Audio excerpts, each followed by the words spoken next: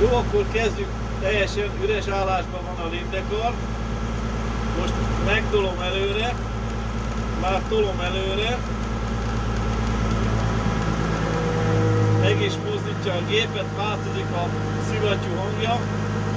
Még mindig tolom előre, erőltetem, de nem indul. Szép lassan. Így, erőltettem, most visszahúzom szép lassan. Nulla állásban. Most van nulla állásban a lindekar. És most elindulok hátra, meghúzom a hátrán. Már elkezdtem húzni hátrafele a lindekar. Itt van, hátrafele van a lindekar.